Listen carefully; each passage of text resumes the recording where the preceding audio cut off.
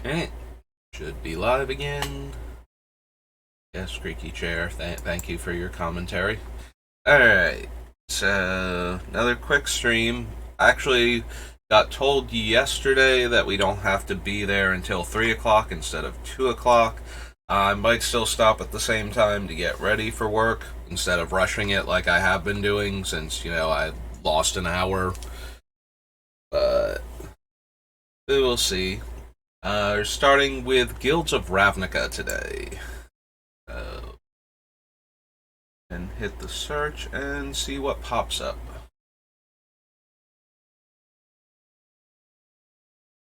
No, 255. Yeah, so while I still don't know whether or not you can have damage redirected to your enchantments, things like Veteran Bodyguard, Opal Eye was the one that got me started on that idea.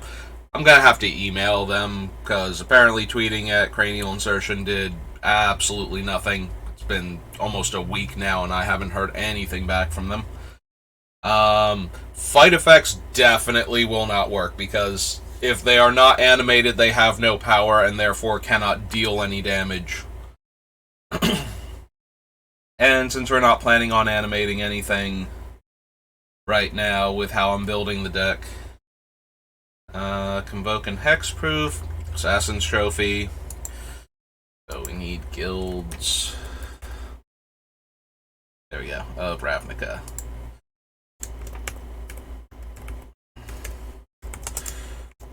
Trophy. Alright, the white-green one, Assure and Assemble. Put a 1/1 counter on target creature. That creature gains indestructible until end of turn. And create 3 2/2 green and white elf creature tokens with vigilance. Don't think we need any of that. Dies if you control Vraska. You gain life equal to its power. Defender and Surveil. Flying. Cast a creature spell, draw a card. No, I don't think we need that. Mentor, we don't need. This one, when we Surveil, we get it back. Enters the battlefield, you may exile target card from a graveyard. When you Surveil, if it's in your graveyard, yeah. Okay. Don't think we need the lockets. Destroy target legendary permanent that's an artifact, creature, or enchantment. Probably don't need her either. Oh, excuse me. Enters the battlefield, each opponent discards a card.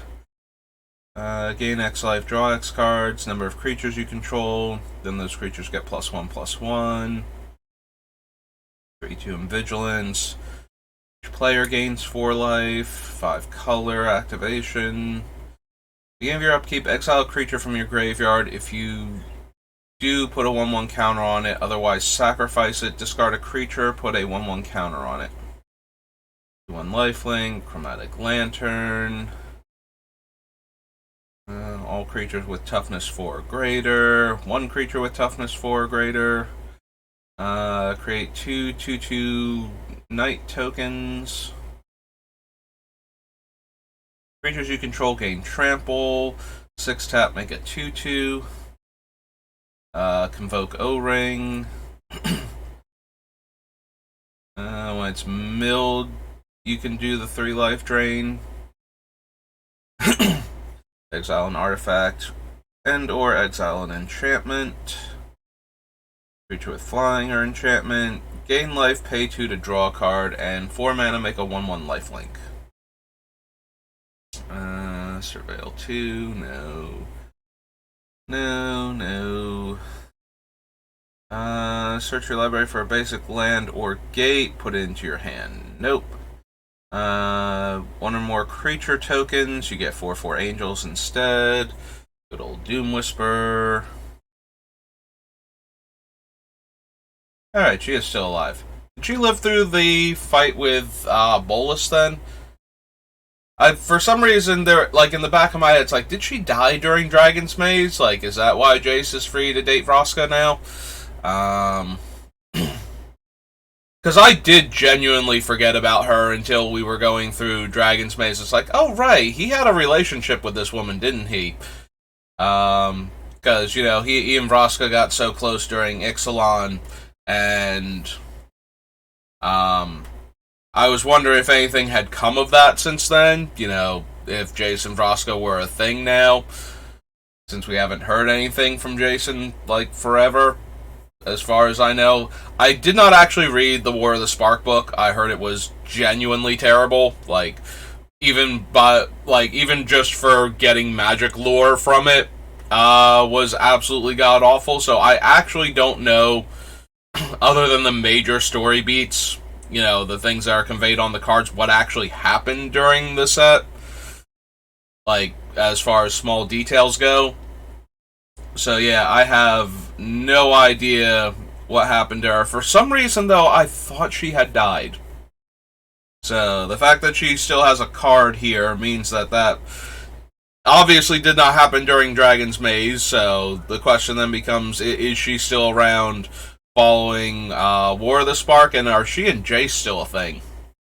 Soul of the Accord becomes tapped, create a 1/1 lifelink creature. No. Discard a creature, gets +2/+2 and gains trample. Alright. Return up to one target creature card from your graveyard to your hand. Put 2 counters on a creature you control, then everything gets -4/-4. Probably not. Invoke Flyer. It's a basic forest or plains card. Creatures you control get +2/+2. Don't think we need either of those. With a +1/+1 counter for each gate you control. Enters the battlefield, draw a card. 1/1 counter each of up to 2 target creatures. Sword that cares how many gates you have. Mill 3, then we can put a land on top of our deck? No. Return target permanent card from your graveyard to your hand? No. Need the lockets. Enters the battlefield with a 1/1 counter for each dead creature? Definitely not. Gains indestructible? No. 1 drop, 2 drop, and 3 drop back? Probably don't need that. Functionally has Battalion, makes a 1/1 lifelink. When you cast the spell, reveal the top X cards, where X is the number of dead creatures you have. Put a green permanent card with converted mana cost X or less. Yeah, way too many hoops, and we probably won't even have the creatures in the graveyard if we're doing our thing. Which is not to say we're always going to be doing the thing. Myrkul is a 7-drop and is a high priority kill target once he's down, so we are going to want some number of ways to get back our dead things, but and we're going to be able to care about them a bit, but this thing seems like everything has to be going wrong in order for that thing to be going right. We need to have a bunch of dead creatures. So rather than waste time on it, we'll just keep going. Dies into a 1/1. Is a giant angry creature with no evasion abilities. Attacks your creatures get +1/+1. Tap up to 2 creatures your opponents control. 1/1 counter. Izoni. I don't think we need Izoni. We do need ways to sacrifice our creatures for value. I guess we can add her to the list. She was on the list for a while in Beamtown Bullies before I just decided that I had better ways to sacrifice our creatures, and that might still be true. But maybe she has more value in this deck than she did in the Bullies. And she did stay in the Bullies for a while before it just became apparent that I didn't have enough room for all these sack outlets, and I wound up choosing other ones. 5 mana hexproof and indestructible, not nearly as good. Enters the battlefield, 2/1/1 counters, destroy an artifact or enchantment, or gain 4 life. all fine, but don't think we need any of that enough to merit playing her. Gain 1 life for each dead creature. Gets plus X power and then fights a flyer for each dead creature. 2/3 menace. Discard a creature card. Return Swarm from your graveyard to your hand. Excuse me. Some water.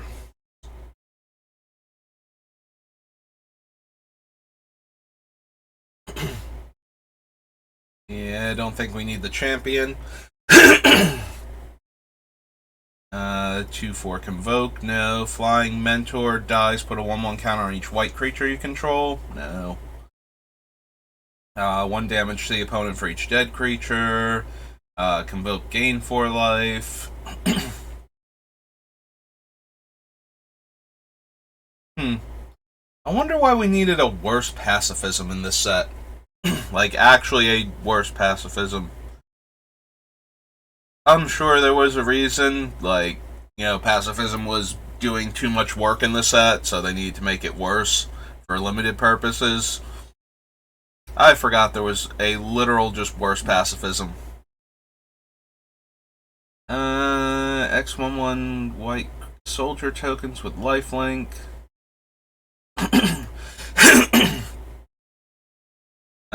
Search your library for a black card with convert mana cost less than or equal to the number of creature cards in your graveyard and add it to your hand. Probably not. -1/-1 and Surveil. Non-token creature you control dies, deals 1 damage to you, and you draw a card. For each creature you control, 1 less. For each creature in your graveyard, enters the battlefield, return target land from your graveyard to the battlefield. Just cannot clear my throat. Plus X plus O and menace based on your dead creatures. -X based on your dead creatures. Reveal their hand, choose a non-land card from their hand or a card in their graveyard and exile it. It has to be non-land from the graveyard, too. Was the one in Theros differently worded? Like, could it take any card from the graveyard or a non-land card from the hand? I forget what it is, like Agonizing Memory or something. Hexproof, you can't cast non-creature spells and loses all of its abilities until end of turn. Any player may activate. I'm gonna get my throat clear eventually, so I stop choking on my own words. Convoke and +3/+3. Flying Vigilance Mentor. Convoke Fog. Help Collector, no. Target opponent reveals their hand. Choose a non-land card from it. That player discards this card. Only anytime you could activate a sorcery. 2/2 Death Touch. 3/2 Fleshbag Marauder. That also can hit Planeswalkers. Sack a creature with Defender, draw a card. Interestingly, this one would work, like Defender being a keyword, as opposed to the ones that let you sacrifice walls in order to do their thing. Would work, but we don't need any of that. Prey Upon, Price of Fame, Rampaging Monument,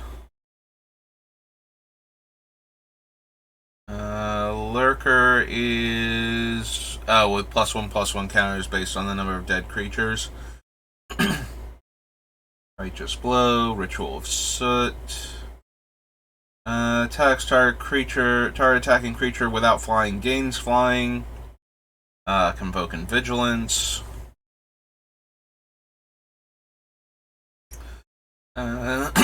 Sacrifice a creature, you gain life, equal to sacrifice creature's toughness, destroy target creature an opponent controls. Siege Worm. Attacks, you may pay white and 1. If you do, it gains flying until end of turn. Dies, put a 1/1 counter on a creature. Convoke and can destroy an artifact or enchantment or make a 2/2 vigilance. Status statue is gets +1/+1, gains death touch, destroy target artifact, creature, or enchantment.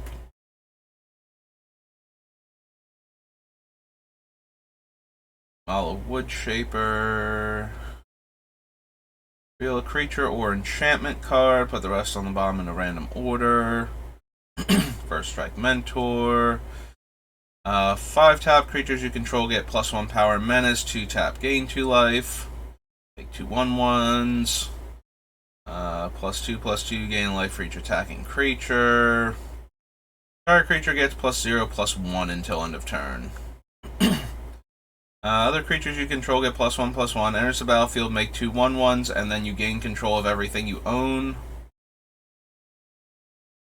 At the beginning of your end step. The 1/1 counter on Basilisk, it gains Menace. Death Touch, then target creature you control fights target creature you don't control. If you would draw a card, instead look at the top 4 cards of your library, put 1 in your hand and the rest into your graveyard, pay 4 life, gains indestructible until end of turn, and tap it. Enters the battlefield, draw a card. +1/+1 until end of turn. Enters the battlefield, put a 1/1 counter on each creature that convoked it. 2/2 vigilance. Gets +X/+X until end of turn, where X is the number of creature cards in your graveyard, and vigilance.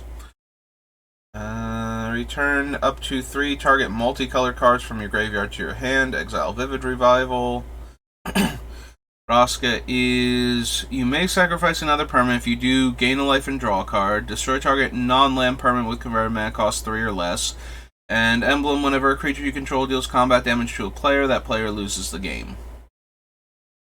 And then her Planeswalker deck card is already 7 mana, and therefore basically terrible. 1/1 counter on up to 1 target creature. That creature gains Menace. Destroy a target creature, and each of your creature in your graveyard put a 1/1 counter on each creature you control. Yep, awful, awful, and more awful. Destroy target creature, you gain life equal to its toughness, and then you can search for her, and that's a 6-drop. So, top card of your library into your graveyard. Exile Wand of Vertebrae. Shuffle up to 5 target cards from your graveyard into your library.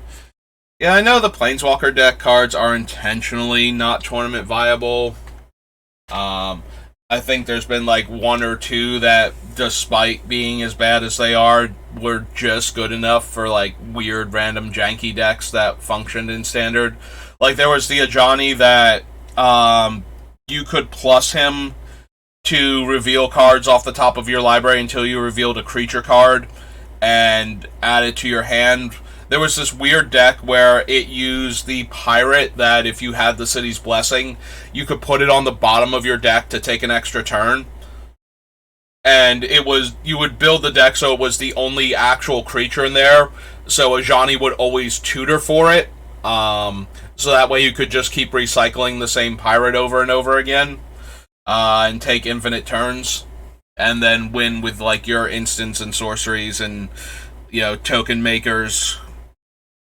Once you had gotten to critical mass and were just looping the one creature over and over again. Like I said, it was not a great deck by any means, but it was a functional deck. It had a game plan that, you know, if Ajani didn't get killed very quickly, would just allow you to take infinite turns. So you did need the City's Blessing, though, but like I said, it's running a lot of token makers to get to the 10 permanents anyway, so, and to have a win con once you have infinite turns.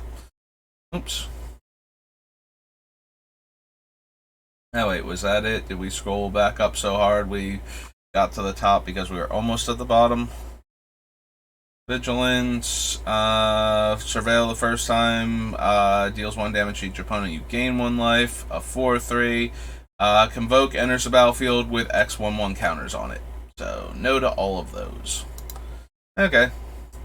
But yeah, it'd be nice if the Planeswalker deck cards were not, like, unplayable garbage.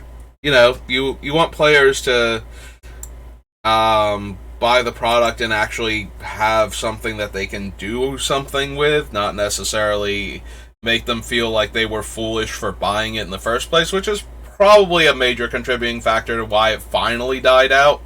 Newer players are like the primary target for that type of deck. And, people like me that need to have literally every card. So those are the only two people that are buying any of those products normally. So if, it would be worse if they made them like a essential piece of the tournament format by accident. But at the same time, 7 mana for that Vraska, really? You couldn't have made her a little bit cheaper? She's already terrible.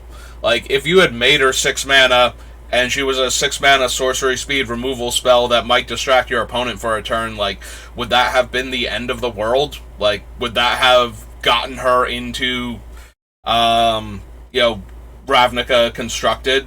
Ravnica, yeah. Guilds of Ravnica block constructed? Would that have made her viable at all? No. You didn't need to go so hard on making her terrible. Would have been fine. So, I think we're on H now, right? Because, Guild Pack, Guilds of Ravnica, the Mythic thing. So, H is for Homelands. Oh man, if we could have just gotten through Guilds, I could have started this one on Homelands after starting the last one on Fallen Empires and the one before that on Dragon's Maze, and just kept starting on some of the worst sets in the history of Magic as the first thing we look at each day.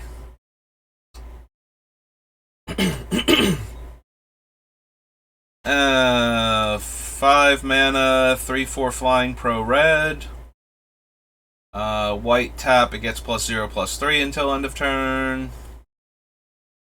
Toughness equal to number of green creatures in play, +1. Gain 1+ star life, where stars equal to number of green creatures in play. Some of the worst filter lands ever. Apocalypse Chime, Autumn Willow. Tap target creature with power no greater than 2. Has power and toughness equal to 2 plus the number of heroes you control. What does she work with now? Soldiers and warriors you control. Okay. Yeah, hero. So there was a creature called Banalish Hero that was a 1/1 with banding, and then there was another hero in Ice Age because Ice Age trying to be a starter set for Magic had a bunch of variations in names, and that was a trend that kind of continued for the first couple blocks. And nowadays, when we have a new set, we hit more the important things like a removal spell and an artifact kill spell and an enchantment kill spell. Those cards show up in every single set basically, so that way you have them for limited and whatnot. But it used to be that they would just put the same cards that were in Alpha, Beta, Unlimited. They would put variants of those into each major the start of each block basically, and sometimes those cards would be variations on powerful cards, so that way you could instead of having the Moxes you had Jeweled Amulet in Ice Age. And sometimes they would just be straight up flavor ports of the card. So instead of being Banalish Hero, it was Keljoran Hero or something. So yeah, Hero was a creature type that's no longer supported. So I was just wondering what creatures she actually cares about, and apparently it's soldiers and warriors. White creatures gain Planeswalk. Baron Sengir. Green, it gains banding until end of turn. Huh, I thought these were the guys that had Planeswalk, they were one of the few creatures that had it, because it's the Graceful Antelope, the Rooster from Portal 3 Kingdoms, and I could have sworn it was this guy that could gain it, but apparently he gains banding. Also, creature type hero. So, are they soldiers? Human, beast, soldier. Because they are the Beast Walkers, they do get the beast type. Trample doesn't untap, sack a creature to untap it. Broken Visage. +0/+2, and sacrifice the carapace to regenerate enchanted creature. Pro black wall. Taps to regenerate an artifact creature. Bunch of clockwork things. Redirected Daughter of Autumn, 1 damage dealt to a white creature. 1/1 pro black. Good old didgeridoo. Exiles creatures in our graveyard. Ebony Rhino. Fairy Noble. +0/+1. All fairies get +1/+0. Feast of the Unicorn. Pharaoh's Ban. Folk of Anhava. These cards are all so terrible. Yeah. Homelands has a decent flavor. Unfortunately, we'll probably never ever go back there because its flavor is very much Innistrad like this play, like Algrotha, I think it's called, and Innistrad have very similar flavor as far as it goes. Like they're both medieval villages type things with like a vampire in a castle somewhere. Like, so yeah, it's very very similar to Innistrad, but more condensed. There's only the Sengir vampire family. There's no other vampire clans or anything that really have any power on Algrotha. And you got your innocent townsfolk who are mostly getting victimized. That's a pretty good chain there. We got the innocent townsfolk who are mostly getting victimized by the vampires and whatnot, and their other monster minions. Hector Hadzer the Abbot. X damage dealt to any white creature you control. Headstone, Hungry Mist, Isen Shade. Cost an additional 2 to cast. Hoven's Ferret, Hoven's Tools. Koskan Falls.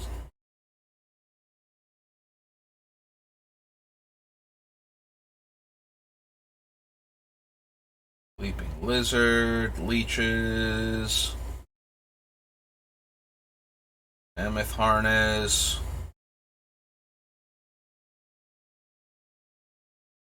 Mesa Falcon, Primal Order, Prophecy. Reveal the top card of the opponent's library to all players. If it's a land, you gain 1 life. That opponent then shuffles his or her library. Draw a card at the beginning of the next turn's upkeep. So you get to see what the top card of your opponent's deck is. If it's a land, you gain a life. But then you no longer know what the top card of your opponent's deck is. And then you draw a card. At sorcery speed, by the way. Creatures with flying. If assigned to block any black creatures, Rashka gets +1/+2.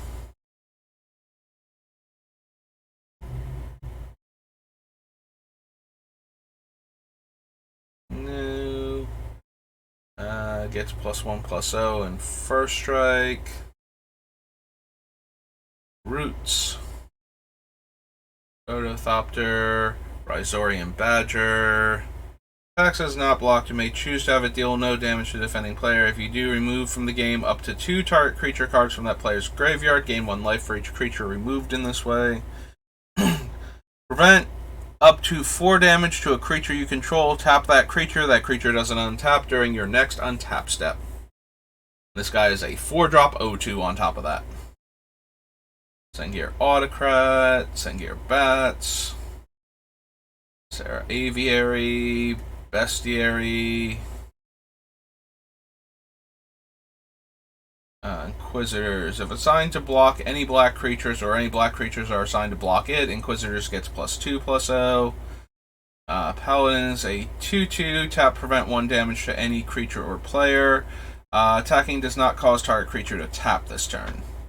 Rated Arrows, Shrink, Sustain, Soraya the Falconeer? Sustain Falconeer was the red-green creature from Legends that tapped for 2 colorless, right? Falcons get +1/+1, and target Falcon gains banding until end of turn. These have both been changed to bird now. Spectral Bears, Tamiran Fiends, Torture, Trade Caravan. Put a currency counter on Trade Caravan. Remove 2 currency counters. To untap target basic land, use this ability only during any opponent's upkeep.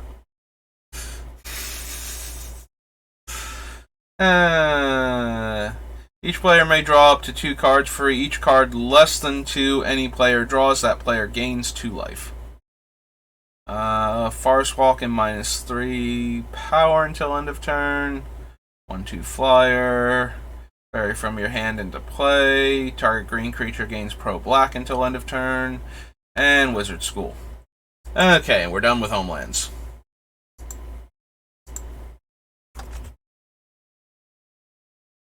Onward to Hour of Devastation. And hopefully we will find some good cards to add.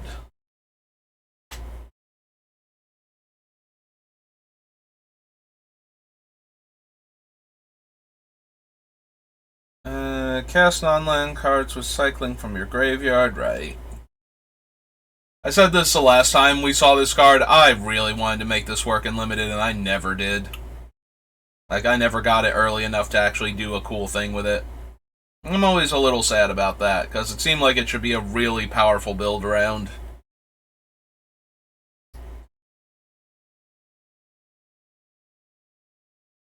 +2/+2 until end of turn can block an additional creature. No. Double Strike Eternalize. No. No.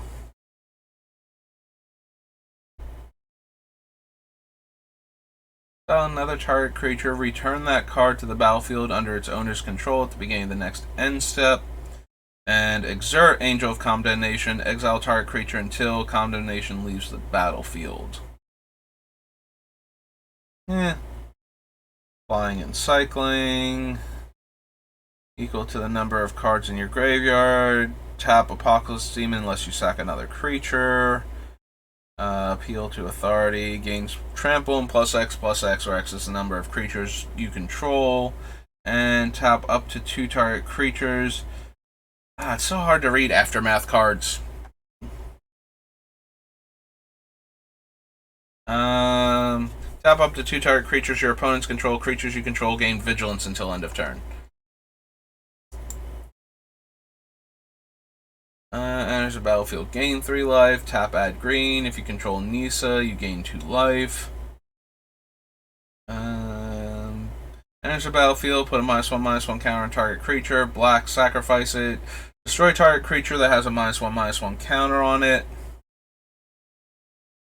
Very easy to just kill 2 creatures for 4 mana with this thing in our deck, as long as, you know, Myrkul's actually in play.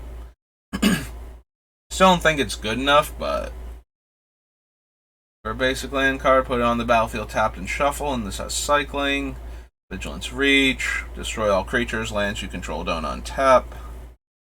6/6 trampler, 3/1 flyer. Can't run any of these. Other horses have indestructible. Beginning of each end step, if you gain life this turn, make a 5/5 horse. Exile target creature from a grave, or target card from a graveyard. Exile Crook to exile all cards in all graveyards. +2/+0 and afflict 1. Attacks untapped target creature. All the deserts. Enters the battlefield. If you control a desert or there is a desert in your graveyard, gain 3 life, can't attack, block, or activate abilities. Creatures you control gain trample, and whenever this creature deals combat damage to a player, draw a card, and the other one is menace, and the opponent discards a card. 5 mana +2/+2. Enters the battlefield, exile target card from an opponent's graveyard. Enters the battlefield, search your library for a planeswalker card, reveal it, put it in your hand, then shuffle. Would deal damage to a planeswalker you control, prevent 1 of that damage. Nope. Tap up to 2 target creatures and has cycling. Exiles a creature they control, reveals their hand, you choose a non-land and exile that card. No. Go to Dreamstalker. 1 tap and untap desert you control, gain 1 life. Makes colorless, and when it dies, makes a zombie. Put a -1/-1 counter on each of up to 2 target creatures. Exile any number of target creatures that have -1/-1 counters on them. Endless Sands, no. Farm to Market, can't use. Dives, draw a card, meh. Sandwalla, Gideon's Defeat. Gift of Strength. Whenever you cast a blue, black, or red spell, gain 1 life. God Pharaoh's Gift. Graven Abomination. Grind to Dust again. Grizzly Survivor. It's not entirely impossible that we could run God Pharaoh's Gift. Since we have we're going to have a lot of positive token interactions, and we won't always have Myrkul around, but at the same time, it just feels kind of underwhelming to have God Pharaoh's Gift too. It's also a 7-drop, so if we can have that, we probably can also have Myrkul still. And I would just rather have Myrkul and have like the other interactions that we want to have, where they stop being creatures and whatnot. But it's not entirely impossible that we will want God Pharaoh's Gift. You know what? I should probably add it to the list just in case. Hour of Devastation. God Pharaoh.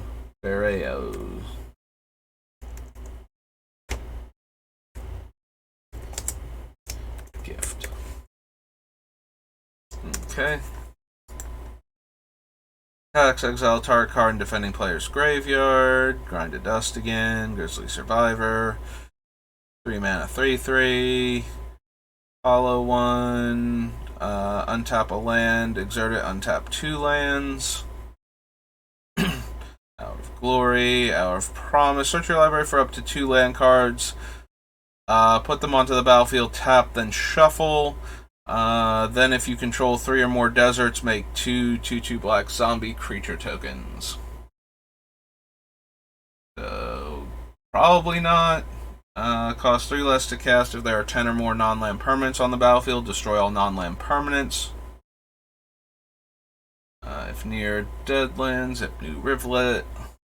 2/2 afflict 1. A -1/-1 counter creature you control. Destroy target creature. No. Nope. Nope. Creature, enchantment, or land until end of turn. Is there anything we really need to copy with Mirage Mirror? Probably not, but maybe. Mirage Mirror is one of those cards that just has a lot of potential depending on what your deck is. Might not make it. Probably won't make it unless I can figure out something really cool to do with it. But just in case. Enters the battlefield under your control. Mummy Paramount gets +1/+1 until end of turn. Planeswalker deck Nisa. There's a 7-drop already. Up to 2 creatures and 2 lands. It's +5/+5 until end of turn. And yeah, no. Encouragement goes and gets her. Tap, add 1. Exert, add 2. Obelisk Spider, no. This one gains indestructible. Oh no, prevents all combat damage. Close enough. Equal to your starting life total. Lands you control don't untap. Overwhelming Splendor. Don't think so. Not that it's a bad card, really met like humility on one opponent and they lose their abilities. Yeah, but 8 mana and not really a theme of the deck. Like, while we will have tons of enchantments, we are not casting enchantments, we're casting creatures and turning them into it. So we're not going to have a lot of things that will positively interact with an 8-drop enchantment in our deck. +1/+1 for each other cat you control and exert it to make 2 cats. May return target land from your graveyard to the battlefield. Hippo has cycling and trample.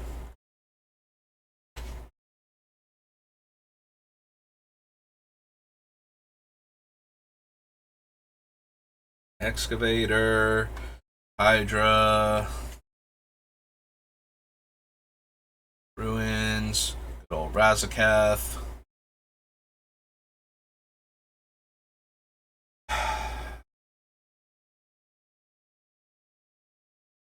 So Razakath gets really, really powerful in aristocrat style decks where you get value from your creatures dying on top of him being able to tutor for anything.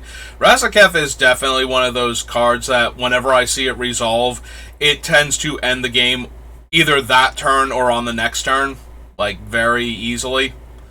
And usually the decks that are running him that can do that tend to have combos in their aristocrats builds that will allow them to basically do whatever they want once they've assembled the combo. You know, like, hey, this thing, when something dies, you make a creature. This thing, when something dies, you draw a card. And so now you keep making creatures every time you sacrifice creatures and keep drawing cards until you find the combo piece that you actually need. And since you have all these sack outlets anyway, you can sacrifice the thing when you don't want to draw anymore so you don't deck yourself while doing your cool combo. So yeah, Razakath tends to just straight up win the game a lot of the time for his 8 mana.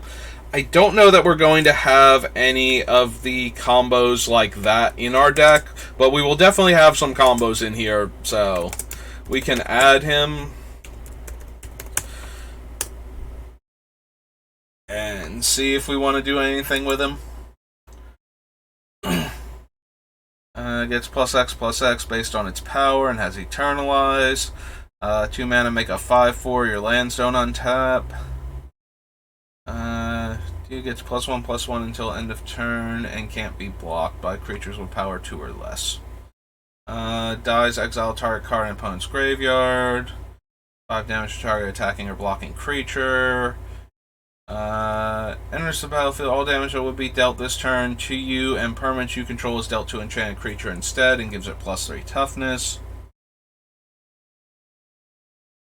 More lifelink, more deserts.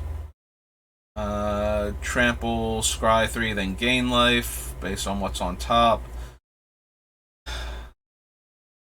Are we going to have any Solemnity combos in our deck? So the big things that Solemnity combos with, especially in like aristocracy builds, are persist creatures, since they can never have counters on them, and Undying by the same token, or same counter in this case. But also cards that, you know, things like Phyrexian Unlife and 9 Lives, where you can't die while they're in play, but they're using counters to keep track of things until you actually do die because of them. So both of those are things. We're not going to be running 9 Lives or Phyrexian Unlife or anything, but there's certainly the chance we are running Persist or Undying creatures in our deck, which can then just go infinite with Solemnity. I suppose we can add it to the list and see like what we have that combos with it.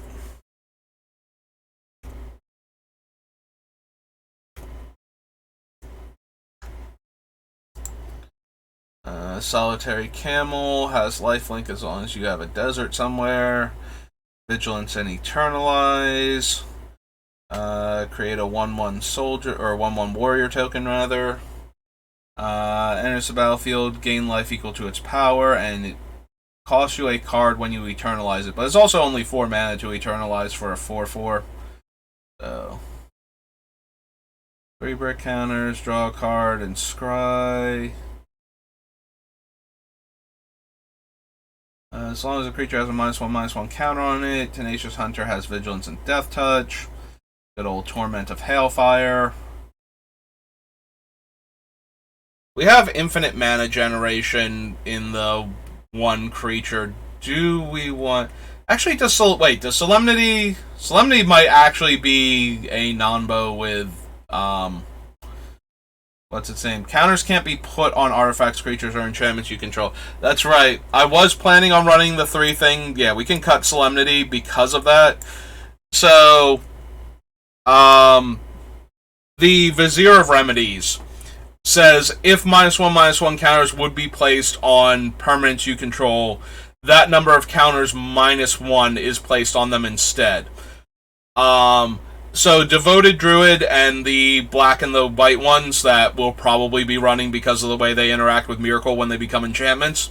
Putting the -1/-1 counter on them is a cost. Solemnity says they can't have the counters on them, which means you can't pay the cost because you can't put the counter on them in the first place. So Solemnity actually backfires with those cards specifically. In that then they can only be tapped once per turn and can never be untapped with their own ability while Solemnity is in play. So that actually is a negative thing. And I did not think of it until I was looking at this and going, we do have that one infinite mana engine in our deck. It's like, oh, Solemnity wrecks that. We can't run Solemnity if we're going to be using that particular combo. So Torment of Hailfire is one of the more brutal things that you can do. We do have Debt to the Deathless, and we will probably have Exsanguinate, and maybe we just want Torment and Exsanguinate, because Debt is 4 colored mana on top of the X. So that one's definitely the hardest one to cast. So I guess we can add Torment here. And probably wind up cutting Debt to the Deathless.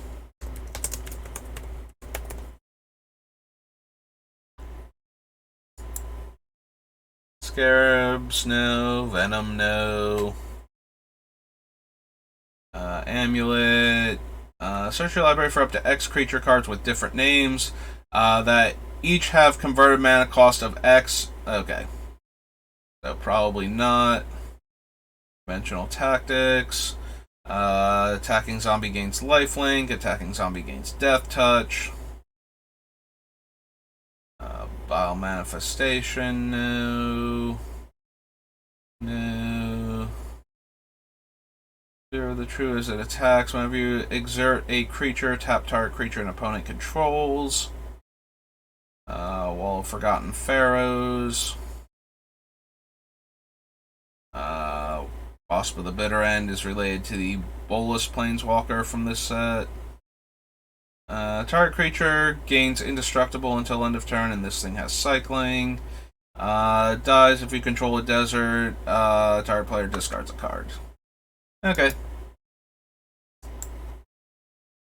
Well, that was Hour of Devastation. On to Ice Age.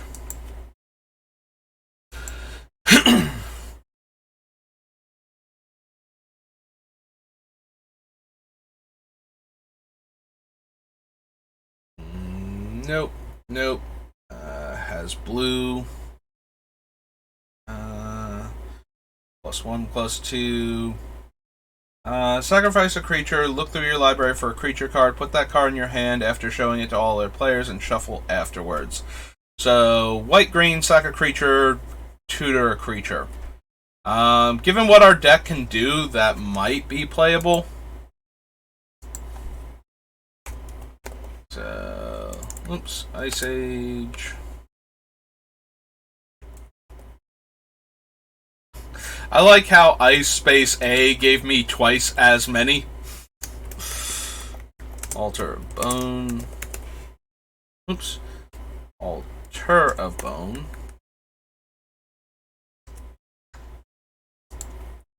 Amulet of Quos, Arctic Fox. Controls any snow-covered lands. No creature with power greater than 1 may be assigned to block it.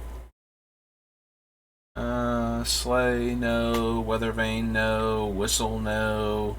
Has blue in the activation. Noted that. Noted that.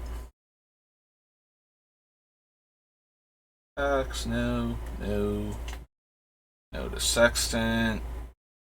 Baton. Any creature that blocks this turn gets +1 toughness. No. No to the scarabs. Gain 1 life, draw a card. No. Blinking Spirit. No. Cannot cast Blizzard if you control no snow-covered lands. Creatures with flying do not untap. No. Blue in the activation. No. No. Add that creature's casting cost in any amount of black or red mana. Does it spell out black or red, or is the... Okay, add X mana in any combination of black or red. I was going to say, I'm pretty sure this thing has black or red color identity at this point.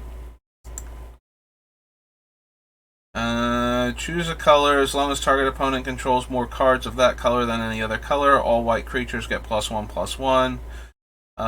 If at any time that opponent does not control more cards of that color, bury Call to Arms. Target land you control. Put a caribou into play. Treat this token as a 0/1 white creature and sacrifice a caribou, gain 1 life. Are they still caribou tokens? Like, is caribou a supported creature type? Yeah. Nope, caribou is still a creature type as far as Magic is concerned.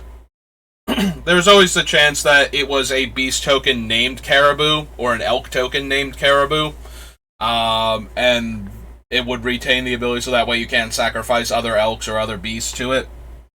Is how they would do that if they didn't want caribou to be a supported type anymore. It's kind of like the, there's a red enchantment that makes carnivore tokens, and now it makes beast tokens named carnivore instead, from Tempest, I think it is. It's like Tooth and Claw.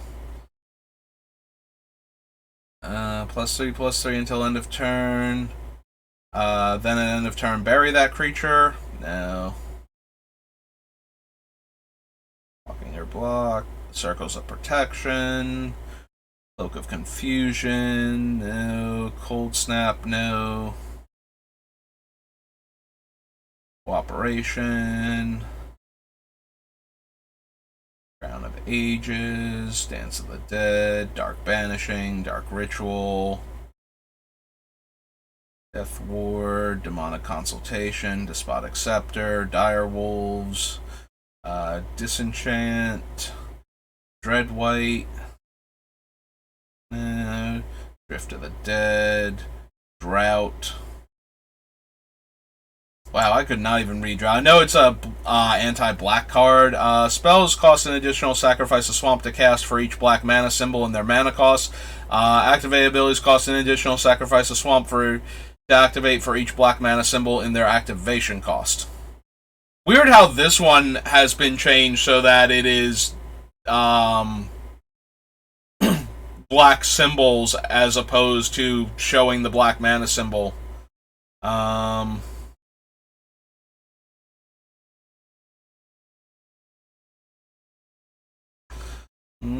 Hybrid symbol that is both black and another type is a black mana symbol regardless of what cost is being paid. Activated abilities contain a colon. Okay. Earthlore, Elder Druid,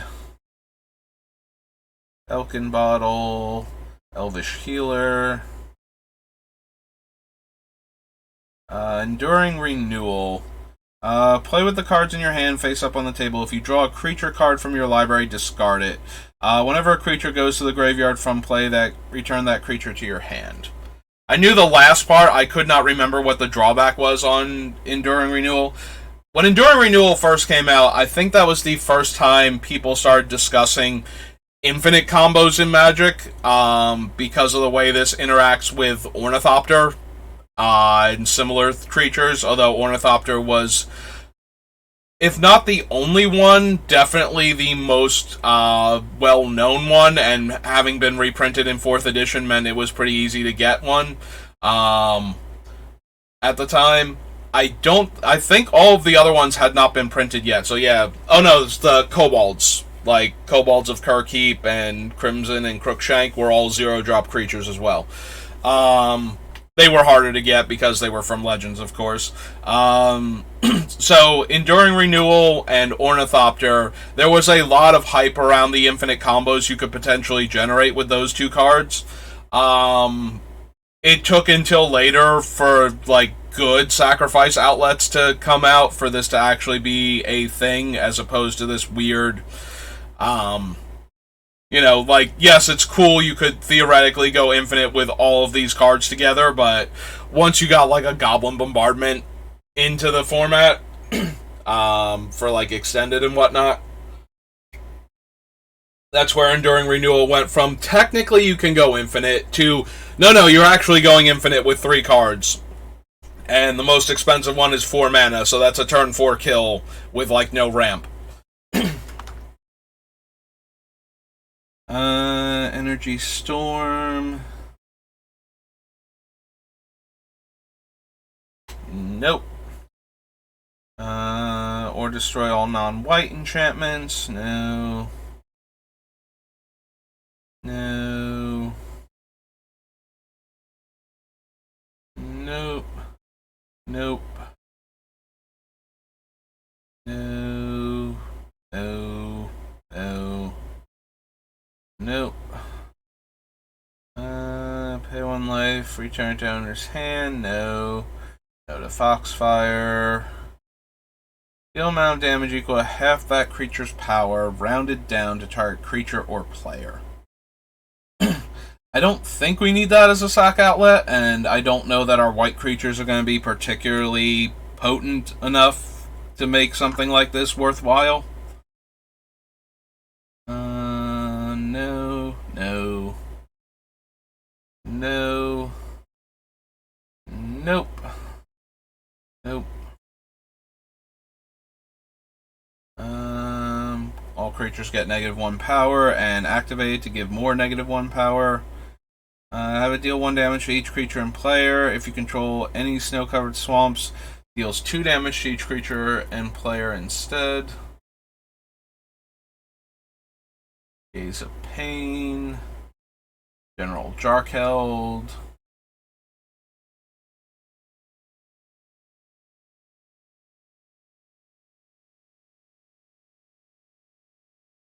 Giant Growth. Glacial Chasm. I almost said Crevice.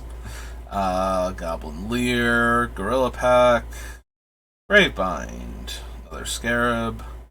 Target non-snow-covered land you control to owner's hand. 1 damage to any creature or player. Draw a card at the beginning of the next turn's upkeep. Play. Sacrifice 4 creatures. And swamps you control have tap deal a damage functionally while it's in play. Technically, it's this thing tapping your untapped swamps, but yeah. Hyperion cannot be blocked. Cannot be assigned to block a creature with power 3 or greater unless you pay an additional 1. Of course, isn't stupid. You're going to have to really, really sell chump blocking on its behalf or trading in combat. Like, nah, dude, you need to at least invest some mana in this before I'm gonna do that for you. No, no, no, no. Really expensive Animate Dead, so no. Good old Ice Cauldron.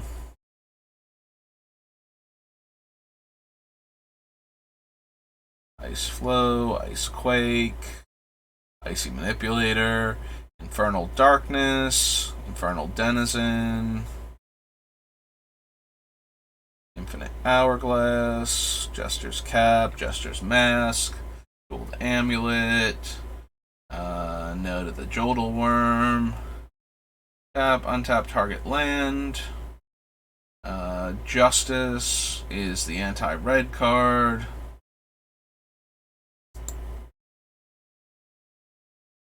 Whenever a red creature or spell deals damage, Justice deals that much damage to that creature or spell's controller.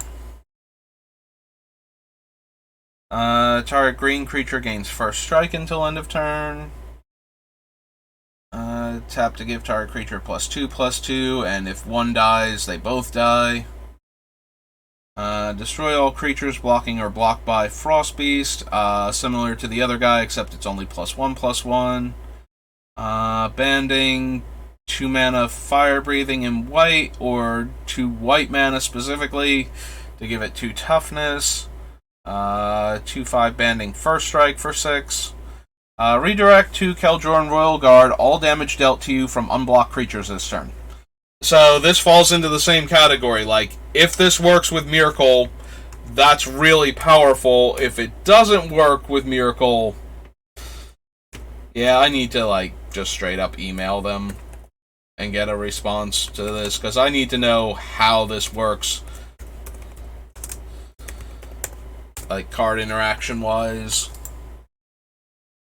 Banding First Strike and Flying. I was like, wait a minute, didn't they both fly? Yeah, this one is just +1/+1 for an extra 2 mana over this one. Oh, hey, there's Keldrorn. Keldrorn Warrior, and it's a hero. Knight of Stromgold, Krovikan Elementalist, can't run it for, like, all of the reasons. Very Grixis-y black card. Krovikan Vampire, Legions of Limdul, Leshrak's Right, Leshrak's Sigil.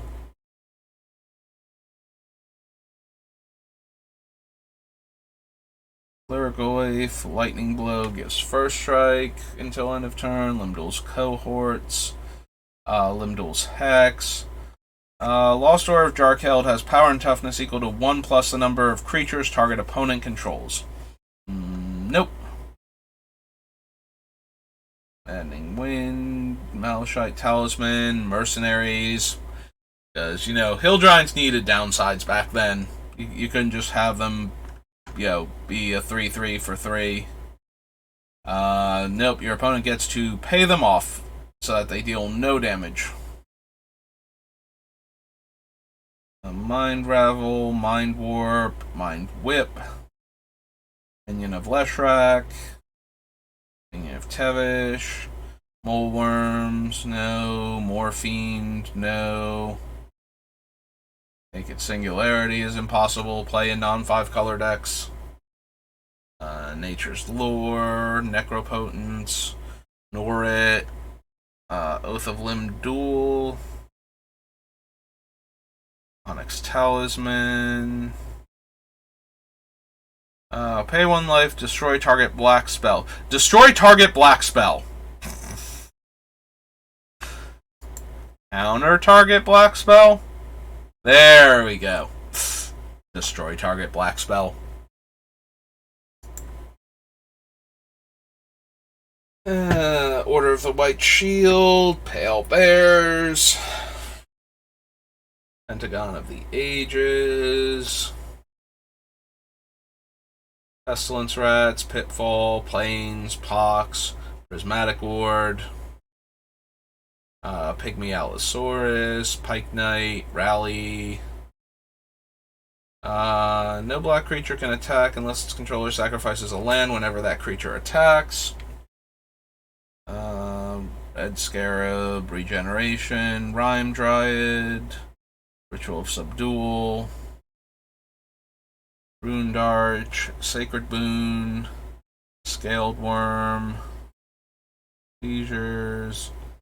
What'd Seraph do again? I can't even read her. She said, whenever a creature dealt damage by Seraph this turn dies, put that card onto the battlefield under your control at the beginning of the next end step. Sacrifice the creature when you lose control of Seraph. I forgot there was a 7-mana white Krovikan Vampire in this set.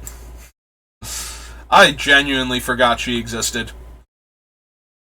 Can't run that. 0/3 Banding, Shield of Ages, Skull Catapult, Snow Fortress. 1 tap, return Snowhound to owner's hand and target blue or green creature you control to owner's hand. Snowblind, Soldevi Golem, Soldevi Simulacrum, Songs of the Damned, Soulburn, Soul Kiss, Spoils of Evil, and Spoils of War. Staff of the Ages, Stampede, Stench of Evil, Hates on Plains, Stronghold Cabal. So the white one was worded as destroy target black spell. The black one is correctly worded as tap pay 1 life counter target white spell. Like they knew what the templating was. And somebody botched that one pretty hard then. Stunted Growth, Sunstone, good old Swords to Plowshares, Sharpen, Thermokarst, Thought Leech, Time Bomb, Tinder Wall, Touch of Death, Touch of Vitae, Trailblazer, Urza's Bauble, Venomous Breath, Vexing Arcanix, Vibrating Sphere, Walking Wall, Wall of Pine Needles, Wall of Shields, War Chariot, Warning, deals no combat damage this turn. Deals no combat damage this turn, period. It fogs 1 attacking creature. I was expecting this to be a cantrip, and it was not. Wendigo, Wild Growth, Withering Wisps, Woolly Mammoths, Woolly Spiders, Yavimaya Gnats, and Zoran Orb. Okay. So, yeah, unless, like, if the damage redirection thing actually works, Keljoran Royal Guard might make the list. If it doesn't, we definitely don't need it, and unfortunately I have no idea. Alright, on to Ikoria's commander set.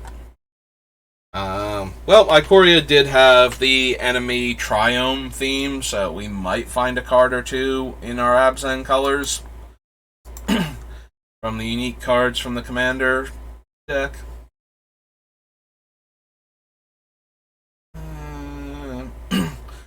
Also, I probably still want the Flawless Maneuver, I think it's called, the white one, out of the free spells. Astral Drift, no. Double Strike, put a Double Strike counter, no. Banishing Priest, Beast Whisper, Bonder's Ornament, no. Power is equal to the number of other creatures in your graveyard and has Scavenge, no.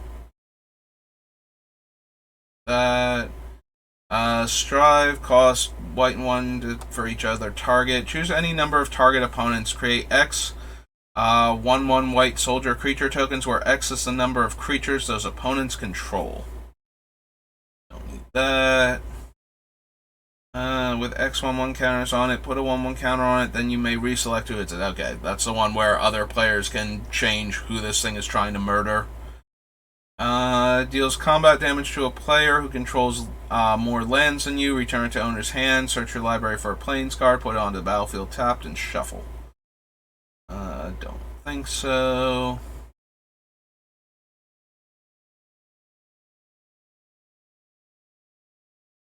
Ruthless Stalker. When a creature you control deals combat damage to a player, put a +1/+1 counter on that creature. Don't think we need that. Keep going.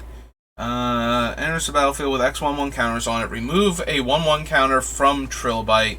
Add 2 colorless mana. Spend this mana only to activate abilities. 1 tap, put a 1/1 counter on it. Choose target opponent. Create X 3/3 green beast creature tokens, where X is the number of artifacts that player controls. Tax each turn if able. From your graveyard, put an indestructible counter on target creature. Activate this ability only anytime you could activate a sorcery.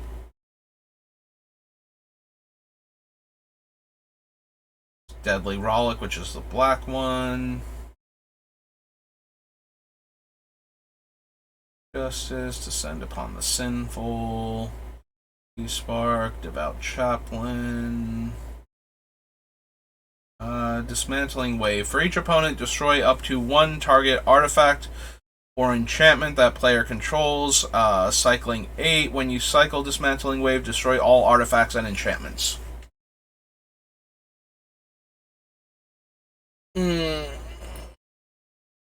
I would like that a lot more at the 8 mana mark if it destroyed all artifacts and enchantments I don't control. I'd be a lot more interested in this card. Each opponent chooses a creature in their graveyard and puts it onto the battlefield under my control.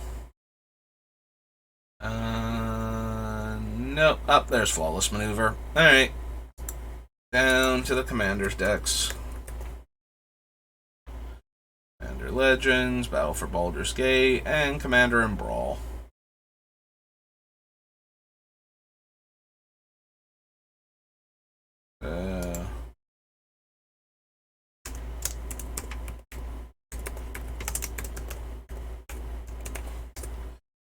Definitely adding Flawless Maneuver. There's Fluctuator. Frontline Medic again.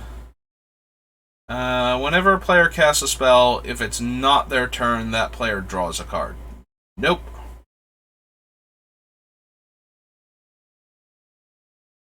Harmonize. Arrow. Herald of the Forgotten. Herald of the Forgotten enters the battlefield. If you cast it, return any number of target permanent cards with cycling abilities from your graveyard to the battlefield. Nope.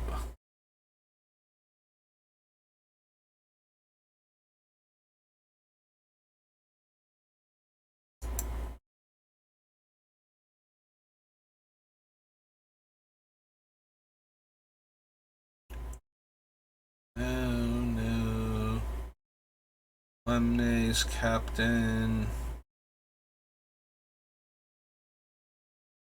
Enters the battlefield, put a flying counter on any creature you control. If a creature in your graveyard has flying, and the same is true for First Strike, Double Strike, Death Touch, Hexproof, Indestructible, Lifelink, Menace, Reach, Trample, Vigilance. Then put a 1/1 counter on this thing for each counter put onto a creature this way.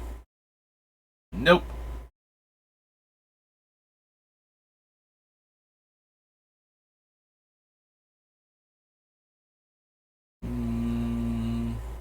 Don't think we need Refractor. Don't think we need the Impetuses. Whenever this creature mutates, exile the top card of each opponent's library face down. You may look at those cards, you may play them as long as they remain exiled. Mutate has to be cast, so we can't put the enchantment token onto one of our non-token creatures. Also, Myrkul copies them as they exist in the graveyard, not on the battlefield. So the mutate, we won't get like a token copy with the mutate ability already on it if we mutate onto a creature and then we make the token when it dies.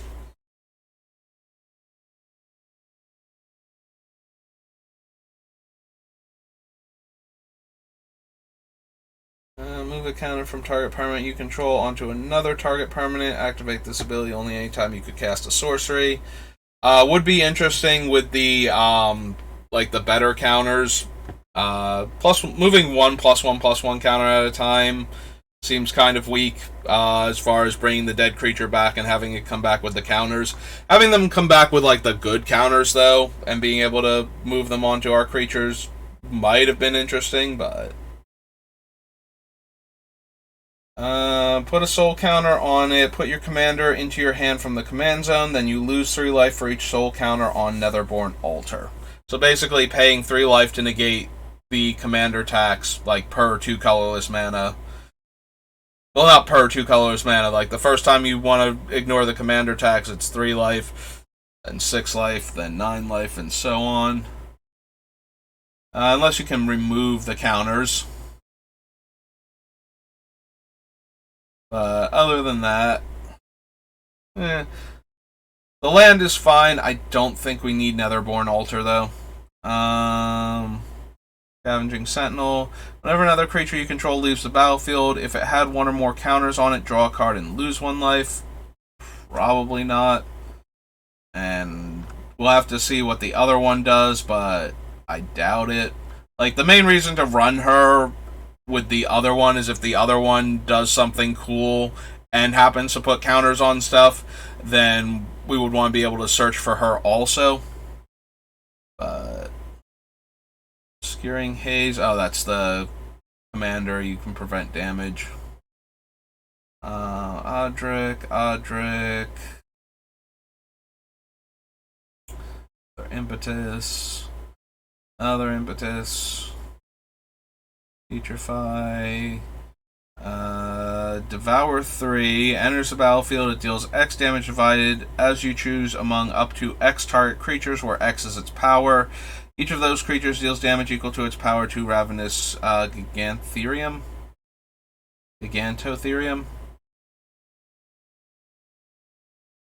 Revelark, Riders of Gavany, Rogue's Passage. Becomes attached to a creature, choose a color. Equipped creature gets +2/+0 and has protection from the chosen color, and equips for 3. Mutates, destroy target non-creature permanent. Its controller creates a 3/3 beast token.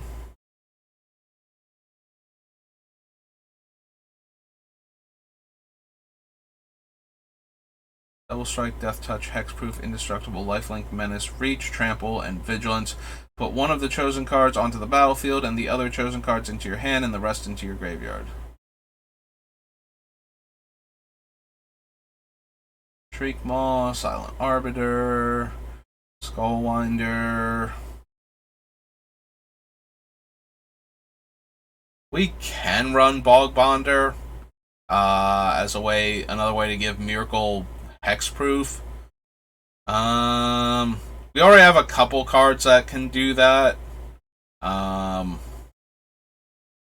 of course, we're going to be running Boots and Greaves, but would not hurt to have more ways to protect Myrkul. I would prefer if we were giving Myrkul something else, like Indestructible, but I also don't like the 5-1. Like, I don't think that one's particularly good as a way to give Myrkul Indestructible. And he can already gain it himself by being low enough on life. We can add the Slippery Bog Bonder.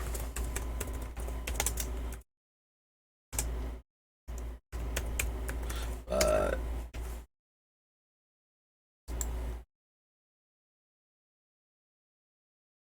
Recruit, Soul of Innistrad, Soul Flare, Species Specialist. Dies, you may draw a card. No. Spirit Cairn.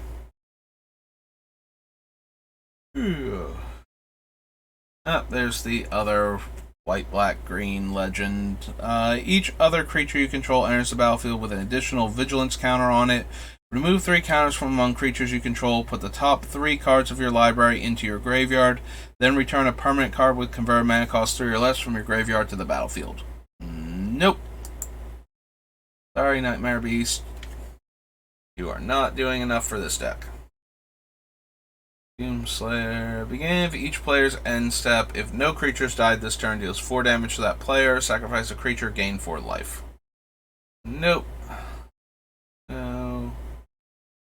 Champion of Freedom. Beginning of your end step. If you attack this turn, make a 1/1 human soldier token. No.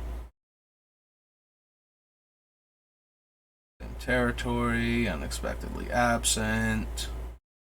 First strike, you may look at the top card of your library any time. As long as the opponent controls more land than you, you may play lands from the top of your library. Yeah, we're in white-green, though. We can just run, Nisa's, or not Nisa's, Nylea's. Is it Nylea? No. Who is the Centaur associated with? The 2/4? I am blanking super. Courser of Kufrix. That's the one. It's Kufrix. That's the god that it's associated with. Lifelink Monstrosity X becomes monstrous. Put a lifelink counter on each of up to X target creatures. Vigilance Trample Undying. There's Yannick. Partners with Nikara.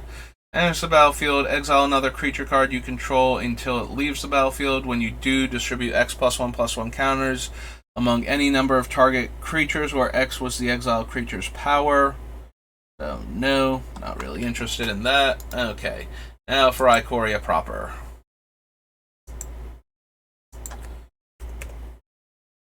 Ikoria, Lair of the Behemoths. Go ahead and add that. Some more water.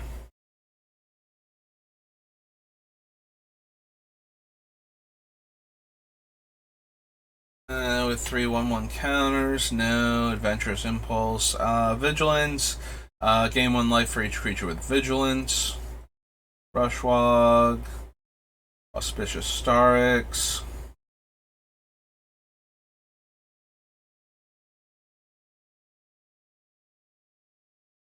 X is the number of creatures. Mutate. Put those permanents onto the battlefield. Meh. Back for more. Barrier Breach. We probably don't need this time around. We have way more options. Remembrance enters the battlefield. Create a 1/1 white human soldier creature token. And then it has the whole creatures die. They lose 1, I gain 1. Yeah, I don't think we need Bastion. I'm not even sure if we're running like the Zulaport Cutthroat and whatnot anymore, so.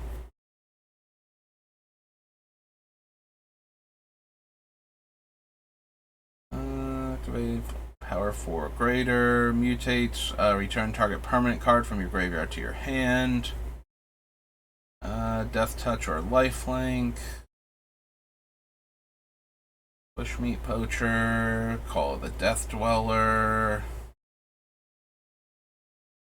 Mutates, each opponent discards a card. Reveal a creature card from your hand. Deals damage to target creature or planeswalker equal to reveal card's power. Death Touch. Beginning of your upkeep. If your opponents control no permanents with bounty counters on them, put a bounty counter on target creature or planeswalker an opponent controls. When a permanent opponent controls with a bounty counter on it dies, you gain 3 life and draw a card. Meh. Mutates, each opponent sacrifices a creature. Giant creature gets +20/+20. 2/1 in cycling. Corpse Churn.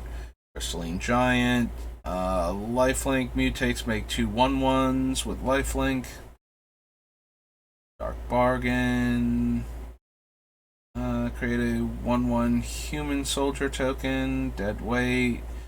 Whenever a non-token creature you control dies, put the top 2 cards of your library into your graveyard. Then return a creature card with lesser converted mana cost than the creature that died from your graveyard to your hand. Sacrifice Oasis. You gain life equal to the greatest converted mana cost among creatures you control. Exile target creature. If you don't control a human, you lose life equal to the creature's toughness. Flash Flying mutates, destroy target creature or planeswalker an opponent controls. 4 damage to target attacking or blocking creature. Cycle another card, gain a life. Opponents can't cast spells from anywhere other than their hands.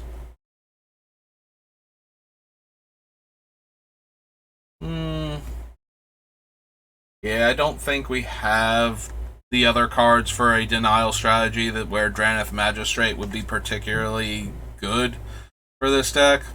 Like, Draneth Magistrate is always good for slowing down opponents while he's in play. They can't play their commanders. But he's also a 2-mana 1/3, so he's very likely to eat a removal spell. Just randomly, I'm going to lean back in the creaky chair now a bit, so it might make a lot of noise, but yeah. I don't think Magistrate's what we want. The nice thing is that if he dies with Myrkul out, we get another copy of him, so I have to kill him twice in order to be able to play their commanders. So that's not nothing, but I feel like we're not going to have room, and when I'm looking for cuts, him being obnoxious to the opponents versus the cards that will let us win the game, he's going to wind up getting cut. There are a couple other cards that I kind of looked at similar to this, where it's like Aven Mind Sensor and whatnot. Where, yes, they annoy the opponents, and then if they die while Myrkul's out, they continue to annoy the opponents for a little while. But annoying the opponents and actually winning the game are two different things, so the card has to slow down specific opponents enough that we get to win the game. And I don't know that Daneth Magistrate is that card for our deck.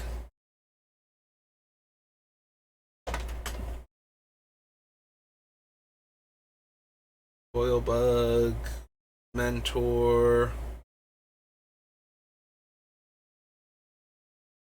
Eerie Ultimatum is the one that we can cast. Return any number of permanent cards with different names from your graveyard to the battlefield.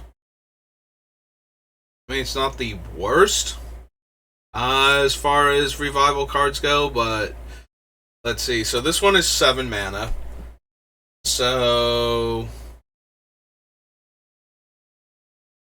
I think it's still better than maybe like Ascend from Avernus and whatnot, in that it gets any number. Like, it can get back non-creature permanents also. I guess it's worth adding to the list and considering in place of some of the other things. Let's go to Ikoria, do Eerie Ultimatum. Oops.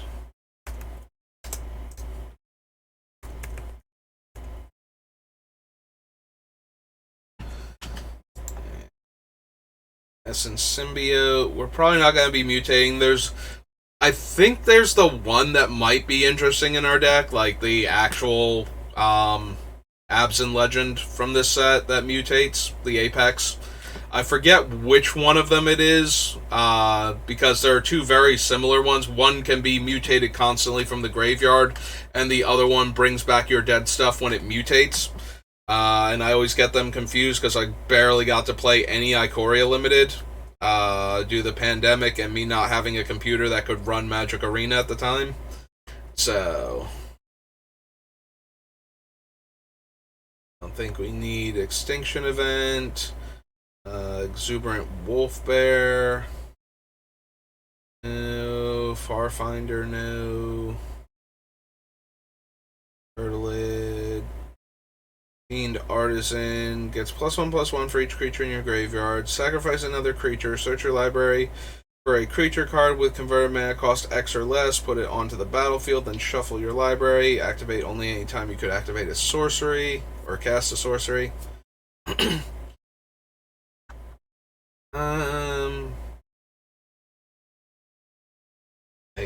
It's almost there between getting the extra effect from the creature we're sacrificing and being able to tutor up another creature for only 1 more mana than its actual casting cost. So maybe, yeah, we'll add it to the list as another tutor effect. Artisan, fight as 1. Gets +1/+1 and gains indestructible. And non-human gets +1/+1 and indestructible.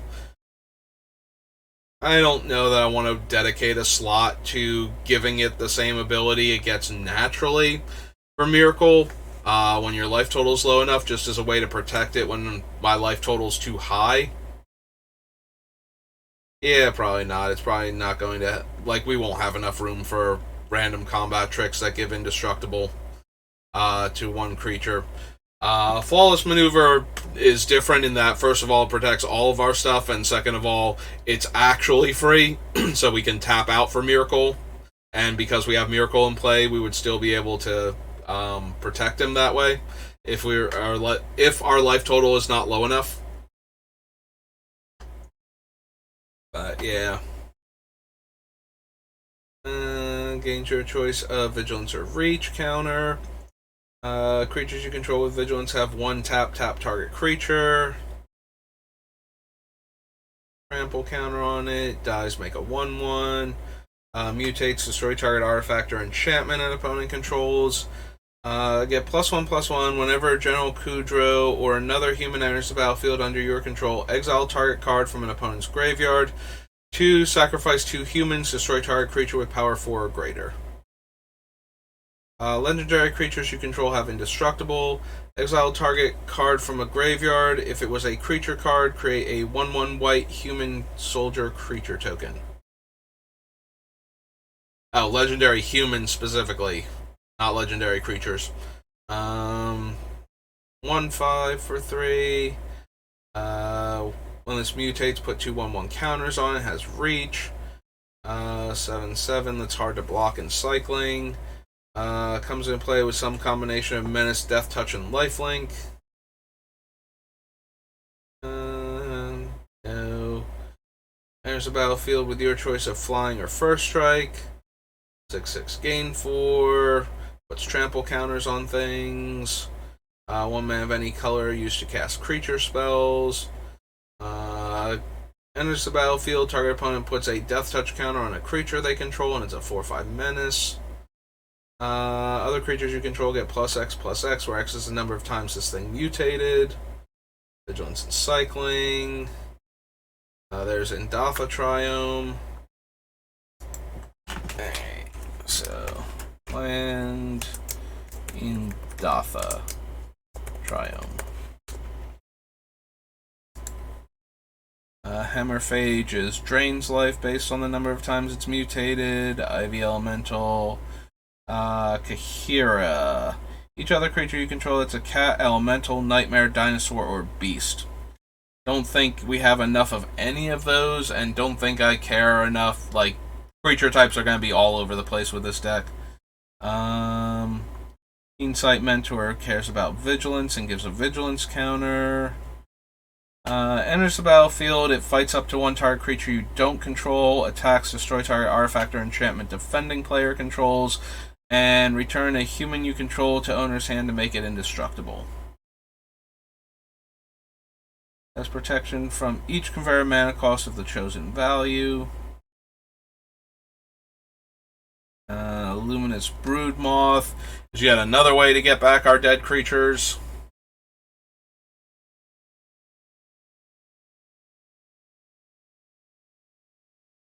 I suppose we could add it since it interacts with Persist and Undying, basically, if the creature doesn't have flying.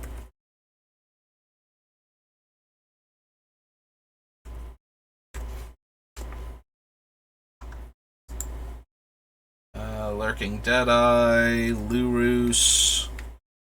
Whenever this mutates, you gain 4 life. 1/4 vigilance. Migration Path. Search your library for a basic land when it mutates. No. Excuse me, no. And no.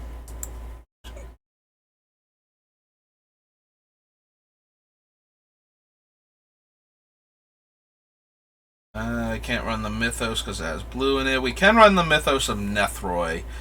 Destroy target non-land permanent. If white and green was spent to cast it, otherwise it's destroy target creature. I guess technically the Mythos of Nethroi in our deck is pretty playable. Nethroi. Snapdax, Necropanther. Mutates, return target creature card from your graveyard with converted mana cost 3 or less to the battlefield. Alright, so here's Nethroi. Death Touch Lifelink. When this creature mutates, return any number of target creature cards with total power 10 or less from your graveyard to the battlefield. Probably worth considering.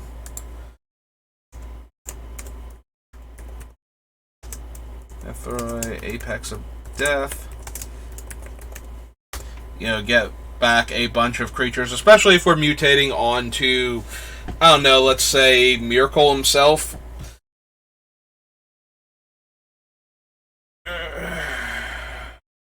Stretch a little bit. It might not make it, but the ability to suddenly get back a bunch of our dead creatures, preferably with Myrkul in play, so ideally, Nethroi would probably be mutating onto Myrkul at that point. And then getting a bunch of our dead stuff back so that we can do cool things with them. Perimeter Sergeant, no. Plummet, no. Ram through.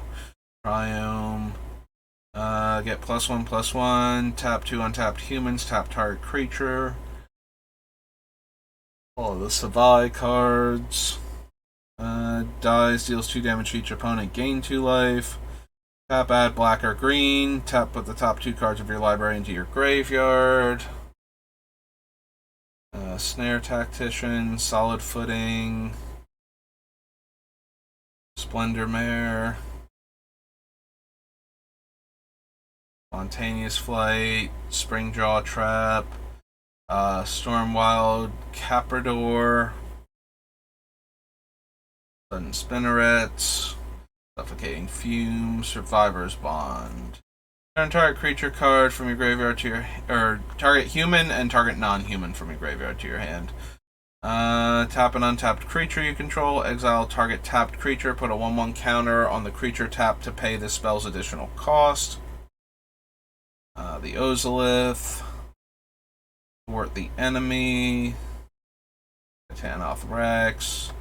Umori the Collector. Enters the battlefield, choose a card type. Spells you cast of the chosen type cost 1 less. Would we even want Umori?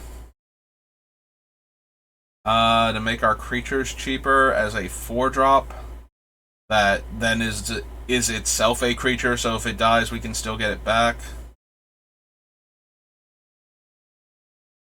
In theory. Spells of the chosen type cost 1 less to cast. It's a 4-mana 4/5. Maybe.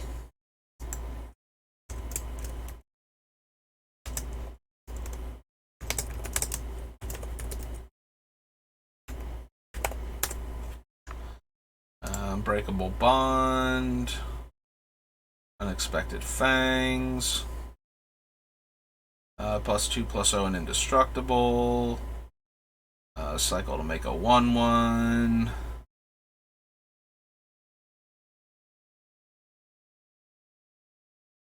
So Vivian lets you cast creature spells from the top of your deck. Makes a 3/3 with one of the 3 abilities on it. When you cast your next creature spell this turn, search your library for a creature card with lesser converted mana cost. Put it onto the battlefield and shuffle your library. Maybe?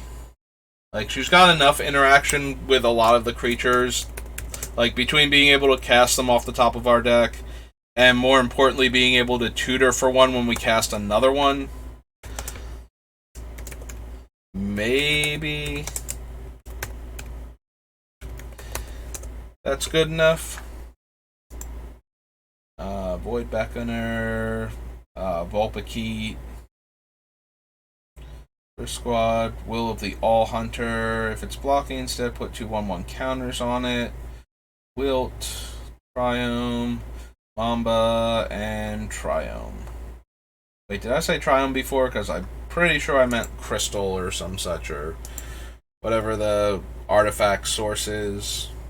Alright, so that was Ikoria. What do we have next? Original Innistrad. It's currently 122. I suppose we can stop for now, and that way I'll have Innistrad to kick it off next time. If we're not going to go with some of the worst sets, let's go with some of my favorite sets to start off with. So, stopped after Ikoria. Then we can do like a whole bunch of Innistrad sets together. Alright, so save that.